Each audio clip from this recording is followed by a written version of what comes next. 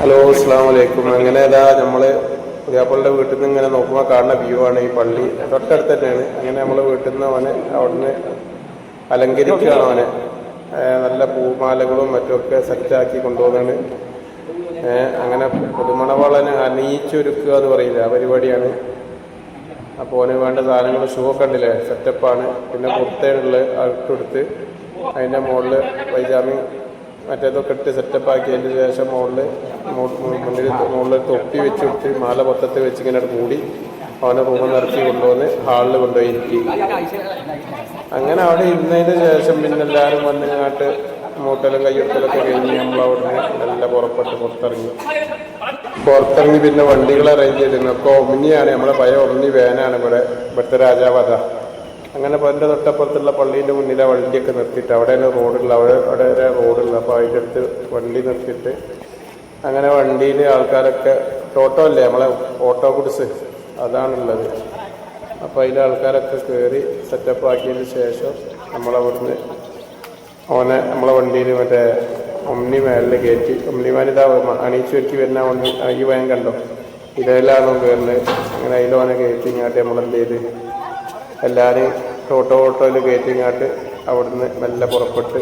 പിന്നെ ഇവിടുന്ന് നമുക്കൊരു 3-4 കിലോമീറ്റർ അപ്പുറത്താണ് അവളെ വീട്, അതിൻ്റെ ആളും കാര്യമൊക്കെ ഉള്ളത്. അങ്ങനെ നമ്മളെ മുന്നിൽ അവനെ കയറ്റി നമ്മളെ മുന്നിൽ കുത്തിയിരുന്ന് രാജാവായി ഇങ്ങനെ അവിടുന്ന് പോകുന്നത്.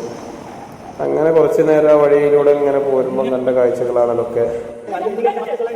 അങ്ങനെ പെരിഞ്ചൂട് ചുട്ടുപൊള്ളുന്ന വെയിലാണ്, നനങ്ങാൻ കഴിയുന്നില്ല, ജാതി ചൂടാണുള്ളത്.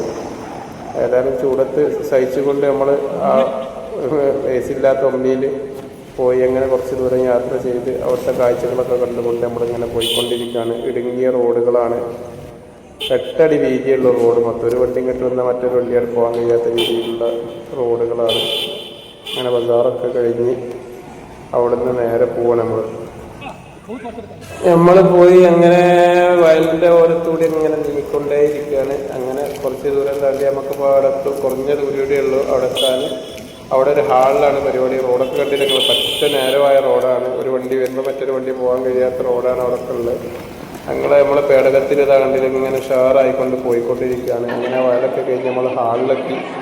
ഹാളിൽ അവനെ രാജപീഠത്തിൽ ഓരോ കണ്ടില്ല നടുവിലാണ് ഇരുത്തി. പിന്നെ ആൾക്കാർ വരലും പോലും ചോറ് വയ്ക്കലൊക്കെയാണ്.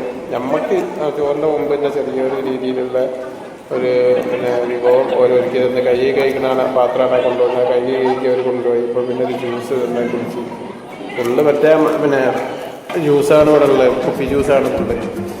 പിന്നെ കുറച്ച് ബീഫ് കറിയും എന്തോ ഒരു സൈസ് പത്തലോ കാര്യങ്ങളൊക്കെയാണ്. പിന്നെ കുറച്ച് ഫ്രൂട്ട്സും കാര്യമൊക്കെ വെട്ടിയിട്ട് തടികേറി കൊണ്ടുവന്ന് എല്ലാവർക്കും പ്ലേറ്റ് എല്ലാവരും ഒരുമിച്ചിരുന്ന് അത് കഴിച്ച് കഴിഞ്ഞ് പിന്നെ ചോറുണ്ട് കേട്ടോ. ചോറ് മുകളിലാണ്. പക്ഷേ നമ്മളിതുവരെ കിട്ടിയപ്പോൾ നമ്മൾ ആക്രാന്തം കാട്ടിലൊക്കെ നമ്മളെ വെള്ളം ചോറ് നൽകി വന്നില്ല. ഏതായാലും അങ്ങനെ നല്ല ഉഷാറായിരുന്നു, ഫുഡ് ഉഷാറായിരുന്നു. അത് കഴിഞ്ഞ് അവനവിടെ ഉഷാറാക്കി ആ രാജവീട്ടിലിരിക്കുക. ആൾക്കാർ അവൻ്റെ വയ്യെങ്ങനെ വന്ന് അവനെ കാണുക ആണ് ഇവിടുത്തെ പരിപാടി. ഇൻഷാ അല്ലാഹ് ബാക്കി പിന്നെ തുടർന്ന് പറയാം.